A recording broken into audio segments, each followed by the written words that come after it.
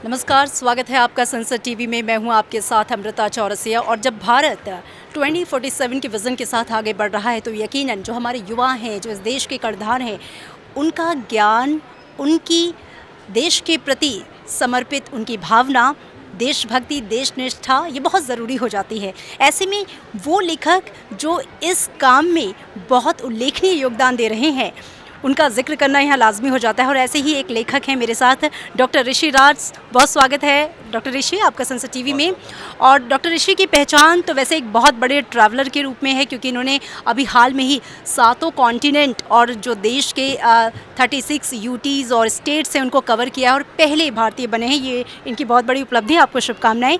लेकिन उसके अलावा देशभक्ति की किताबों को लेकर जो इन्होंने एक अभियान चलाया, जिस तरीके से उस पर किताबें लिखी हैं, स्टोरी टेलिंग की है, वो बच्चों में बहुत ज़्यादा लोकप्रिय है। और आज प्रभात प्रकाशन के इस चूँकि हम इंटरनेशनल बुक फेयर में हम देख सकते हैं कि बच्चों का हुजूम इनकी किताबों को देखने, पढ़ने और समझने के लिए उमड़ा हुआ है।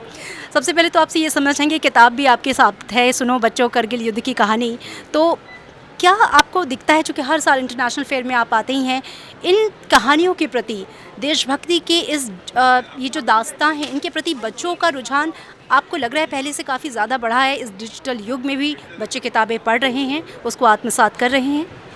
बिल्कुल, बच्चे किताबें पढ़ रहे हैं और स्टोरी बुक्स की जो मतलब कि हम लेकर के आए हैं, और जितनी भी स्टोरी बुक्स हैं हमारी पैट्रियोटिक स्टोरी बुक्स हैं। क्योंकि जो नॉर्मल स्टोरी बुक्स हैं वो तो ठीक है, लेकिन ये जो लेगेसी हमारे को पास ऑन हुई है, हमारे वीरों की, शूरवीरों की, अमर बलिदानियों की, कैसे लड़ाइयाँ लड़ी गई, ये बड़ा ज़रूरी है बच्चों को बताना।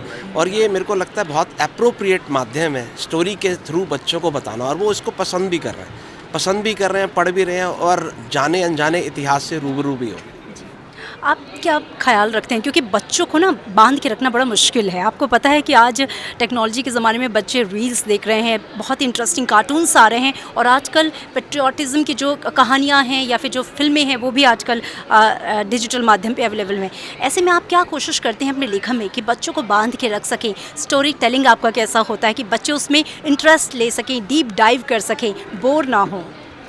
जो हमारा तरीका है इन स्टोरी बुक्स को बनाने का, बहुत ही मतलब कि एक अलग इनोवेशन उसमें डाला गया है।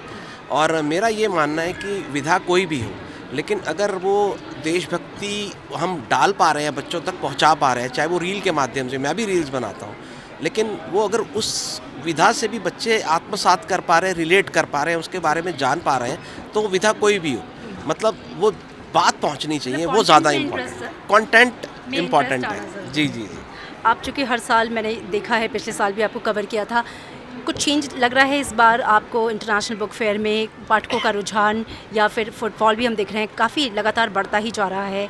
कंटेंट के प्रति लोगों का नज़रिया, या फिर अब किस तरह की पुस्तकें खासकर युवा जो है वो प्रीफर कर रहे हैं? देखिए, इस बार सबसे अच्छा काम जो नेशनल बुक ट्रस्ट ने 2 सबसे अच्छे काम किए हैं। एक तो ये मेले की एंट्री फ्री कर दी है।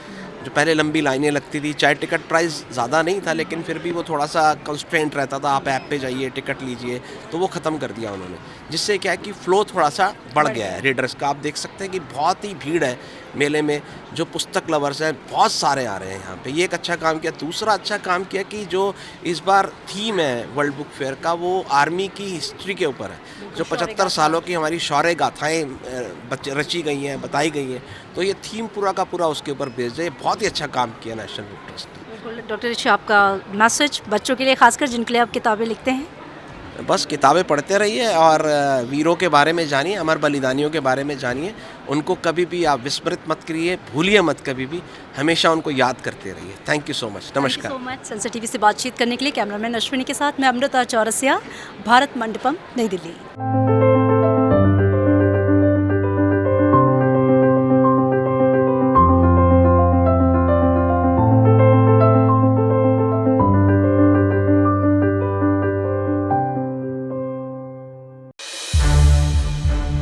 संसद टीवी के और भी प्रोग्राम्स देखने के लिए सब्सक्राइब करें हमारा YouTube चैनल, और हाँ, इन्हें लाइक और शेयर करना ना भूलें।